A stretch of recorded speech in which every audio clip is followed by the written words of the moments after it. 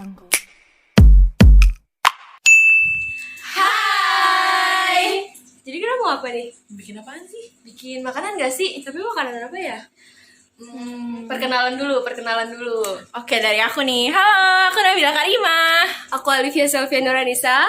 Aku Trihapsari Agustin. Aku Nailusa Zugi.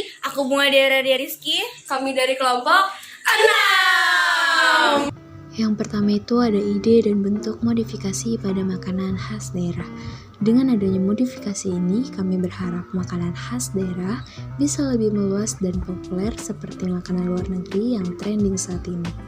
Hai, aku Alivia Selvia Nuranisa. Di sini aku akan memberikan sedikit kesan dan pesan tentang ide modifikasi makanan khas daerah.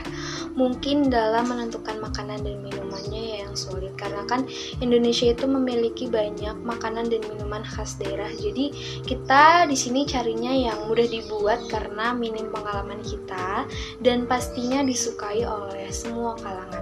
Nah, dengan kesepakatan kita bersama, akhirnya kita memilih kue ape sebagai makanan khas daerah kita dan dimodifikasi dengan cara di-roll dan memiliki 3 varian rasa dan ada topping di dalamnya. Nah, karena apenya kita roll, akhirnya nama promosi kita atau nama brand kita yaitu Ape Rolls.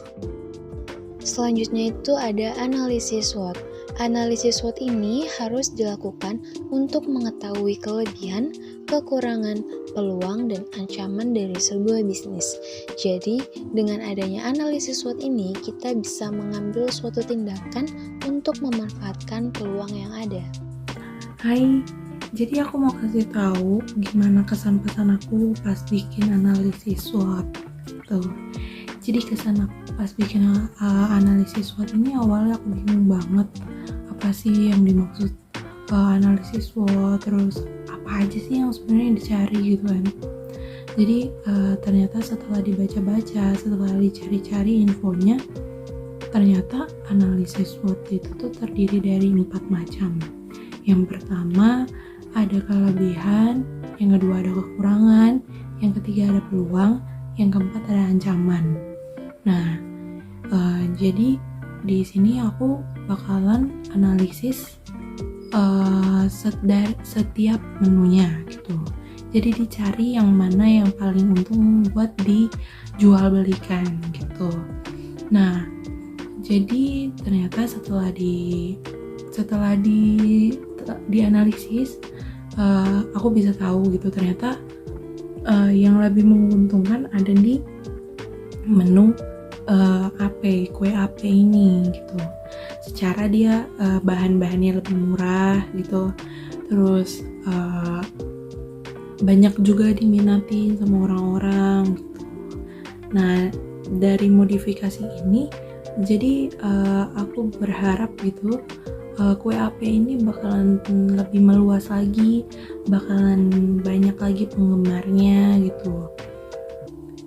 Nah, terus selanjutnya pesan aku buat kalian yang mau bikin analisis SWOT, jadi dicari lagi peluangnya apa aja, kelebihannya apa aja, kekurangannya apa aja. Sebenarnya ini tuh kayak berandai-andai gitu, terus eksperimen gitu, dicoba-coba gitu, dibayangkan gitu.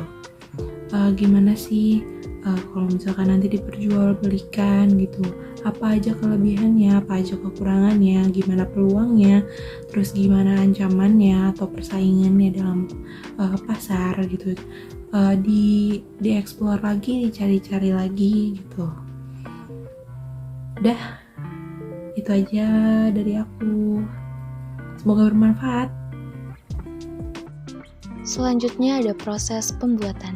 Di sini kita mulai untuk bereksperimen pembuatan kue ape. Awalnya tuh kita gagal karena pertama kali coba mungkin ya. Nah, di proses pembuatan ini kita tes rasa dan sambil dicoba untuk dimasukkan ke kemasannya. Gimana penyajiannya itu kita dicoba di proses ini. Kesan dan pesan nih di proses pembuatan produknya. Kesannya di bagian pembuatan produk ini nih banyak senang sama susahnya ya kan. Senangnya tuh seru gitu pas bikin produk ini, yaitu kue ape. Nah, kita juga jadi tahu gimana cara bikin bikin kue ape dengan baik. Nah, kalau susahnya ini nih di bagian pas masaknya nih, kayak ketebalan adonan sama bentuk atau jenis wajan yang dipilih ini tuh berpengaruh banget nih ke hasil kuenya nanti. Terus juga waktu yang dibutuhin buat trial dan errornya kan lumayan lama ya. Jadi pas awal-awalnya kita tuh kayak udah mau menyerah untuk membuat kue ini, tapi akhirnya berhasil juga. Nah, maklum lah ya, kita kan bukan abang-abang yang biasa jual kue ape. Nah, pesannya produk yang kita bikin ini nih bisa jadi peluang yang lumayan menguntungkan juga buat dijalanin, karena modal yang dibutuhkan ini lumayan murah ya. Tapi aku sih nggak nyaranin ya, soalnya masak kue apenya sampai jadi perfect kayak yang jual abang-abang tuh susah banget tahu. Oke, sekian dari aku. Dadah. Selanjutnya ada promosi produk. Nah, disinilah bagian terpenting dari penjualan. Tanpa adanya promosi, penjualan tidak bisa terjadi. Untuk promosi ini perlu strategi yang baik dan efektif. Pada proses ini, kita dituntut untuk melihat pasar dan mengharuskan kita untuk kreatif dalam menawarkan produk. Bisa saja dengan promosi online, dengan memasang iklan atau poster di media sosial, dan tentu saja dengan syarat menarik atau eye-catching. Pas kesan pesan promosinya juga hanya kita overthinking banget ya, kayak mau ngejualin PO takut nggak ada yang nge-PO, mau ngejualin IG juga takut kayak kurang gitu, kayak kita kurang serk, kayak takut nggak ada yang ngelirik jualan kita. Dan pada akhirnya kita ngejualin lewat warung-warung itu sih, meskipun banyak sih ya pikir-pikiran buruk tentang jualan kita, kayak makanan kita nggak sesuai ekspektasi, terus rasanya beda, atau kayak pokoknya gitu deh. Gimana sih overthinking, apalagi kan ini jualan hasil masakan kita sendiri, takut kayak nggak ada yang beli, terus juga ya pokoknya overthinking banget deh. Yang terakhir ada penjualan. So this is the final. Di tahap inilah semua yang kita kerjakan berakhir di sini. Pada saat penjualan ini perlu diperhatikan dan yang nantinya akan dijadikan bahan evaluasi penjualan. Kesan dan pesan dalam penjualan menurut saya, berjualan itu hal yang gampang-gampang susah, terutama di bidang kuliner. Kenapa? Karena makanan adalah kebutuhan pokok, sehingga selalu dan pasti akan dicari dan sesuatu yang wajib bagi manusia. Kalau untuk kesulitannya di mana?